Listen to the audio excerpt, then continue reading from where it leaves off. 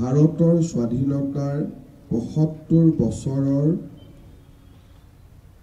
বিভিন্ন গ্ৰহণ কৰা কাৰ্যসূচীৰ অংশ হিচাপে মোৰ দেশ মোৰ মাটি অমৃত কলহ যাত্ৰা কাৰ্যসূচী হাতত লৈছিল। নৰেন্দ্ৰ মোদী ডাঙৰীয়াৰ প্ৰেৰণাত 2023 বৰ্ষৰ 20 ছেপ্টেম্বৰৰ পৰা আমাৰ ৰাজ্যটো অমৃত কলহ যাত্ৰা ৰূপায়ণ কৰা হৈছিল। 2023 বৰ্ষৰ গান্ধী জয়ন্তীৰ পবিত্ৰ দিনটোত 20 ছেপ্টেম্বৰৰ পৰা 1 অক্টোবৰলৈ প্ৰতিখন গাঁও আৰু পৌৰ এলেকাৰ প্ৰতিটো ৱাৰ্ডৰ প্ৰতি ঘৰৰ পৰা সংগ্ৰহ কৰা মাটি অথবা চাউল অমৃত কলহত সংগ্ৰহ কৰি গাঁও পঞ্চায়ত আৰু পৌৰ নিকাৰ কাৰ্যালয়ত একত্ৰিত কৰা হৈছিল। সেই বছৰৰে 25 অক্টোবৰৰ দিনা খণ্ড উন্নয়ন বিষয়াৰ কাৰ্যালয়ত সংগৃহীত কলহসমূহৰ মাটি পুনৰ সংমিশ্ৰণ কৰি দুটা পিতলৰ কলহত শ্ৰীমন্ত শংকৰদেৱ কলাক্ষেত্ৰলৈ প্ৰেৰণ কৰা হৈছিল। ৰাজ্যৰ 270টা উন্নয়ন খণ্ড আৰু পৌৰ নিগম নিকায়ৰ পৰা প্ৰেৰিত অমৃত কলহসমূহৰ পৰা দুটাকৈ মুঠ 540টা কলহ শ্ৰীমন্ত শংকৰদেৱ কলাক্ষেত্ৰত সংগ্ৰহ কৰা হৈছিল। ইয়াৰ এটাকৈ কলহ মুঠ 270টা কলহ 27 অক্টোবৰ তাৰিখে ৰাজধানী এক্সপ্ৰেছ যোগে নতুন দিল্লীত শ্বহীদ স্মাৰকৰ সমীপত নিৰ্মাণ হ'বলগীয়া অমৃত বাটিকাৰ নিৰ্মাণাৰ্থে প্ৰেৰণ কৰা হৈছিল। বাকী থকা 270টা কলহ আমি শ্ৰীমন্ত শংকৰদেৱ কলাক্ষেত্ৰত সংৰক্ষণ কৰি থৈছিলোঁ।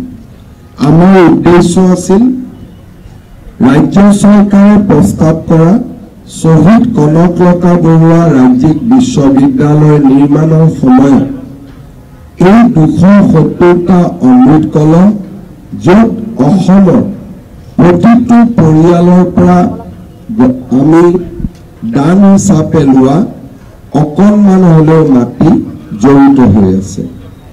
আজি সেই দিনটো আহি সমাগত হৈছে। অহা 8 নৱেম্বৰ তাৰিখে গহপুৰত মাননীয় বিত্তমন্ত্ৰী শ্ৰীমতী নিৰ্মলা সীতাৰমণ ডাঙৰীয়ানীয়ে শ্বহীদ কনকলতা বৰুৱা ৰাজ্যিক বিশ্ববিদ্যালয়ৰ শিলান্যাস কৰিব।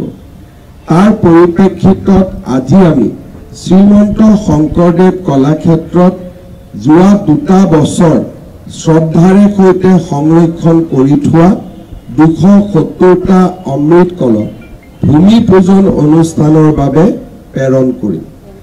মই অসমবাসী ৰাইজক জনাবলৈ পাই অত্যন্ত আনন্দিত যে ভোলাগুৰি চাহ বাগিচাৰ 771 বিঘা মাটি কনকলতা বৰুৱা ৰাজ্যিক বিশ্ববিদ্যালয় নিৰ্মাণৰ বাবে আবণ্টন কৰা হৈছে।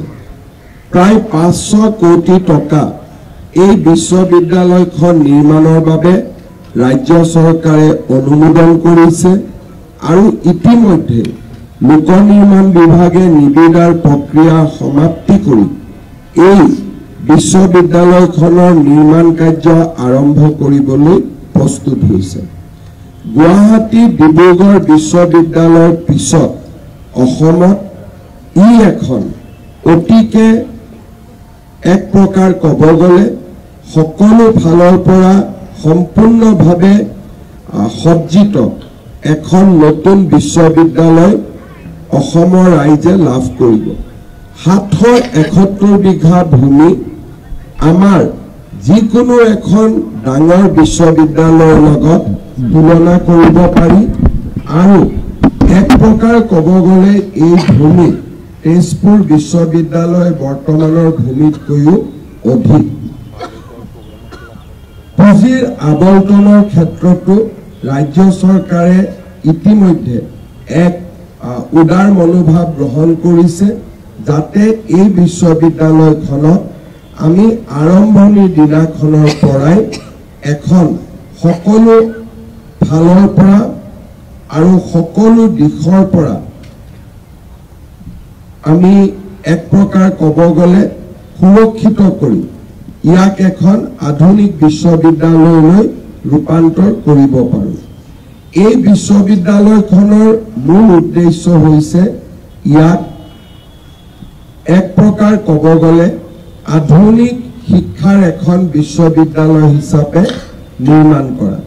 Artificial intelligence, deep tech, blockchain ইত্যাদি নতুন নতুন বিষয়বিলাকৰ ওপৰত এই বিশ্ববিদ্যালয়খনে ছাত্ৰ ছাত্ৰীসকলক শিক্ষা প্ৰদান কৰিব।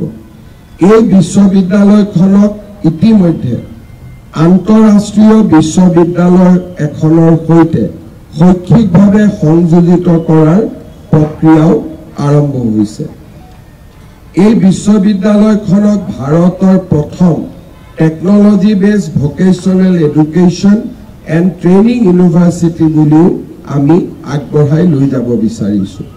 আজিৰ দিনটোত মই পুনৰ এবাৰ অসমবাসী ৰাইজৰ ওচৰত কৃতজ্ঞতা জনাইছোঁ আৰু কনকলতা বিশ্ববিদ্যালয় স্থাপনৰ সংকল্প বাস্তৱত ৰূপায়িত হোৱাৰ আগমুহূৰ্তত মই সকলোলৈ অভিনন্দন জ্ঞাপন কৰিছোঁ। অহা 8 তাৰিখে ৰাতিপুৱা 11 বজাত আমি ঐতিহাসিক গহপুৰত সমবেত হ'ম আৰু শ্বহীদ কনকলতা বিশ্ববিদ্যালয়ৰ নিৰ্মাণৰ শুভ আৰম্ভণি কৰিম। সকলোকে ধন্যবাদ আৰু কৃতজ্ঞতা জনাই মই মোৰ বক্তব্য সামৰণি মাৰিছোঁ। মাননীয় মুখ্যমন্ত্ৰী ডাঙৰীয়াক ধন্যবাদ জনাইছোঁ। এতিয়া যিকোনো খবৰৰ বাবে যোগাযোগ কৰক 7099017330 লগতে 7099017110 নম্বৰত।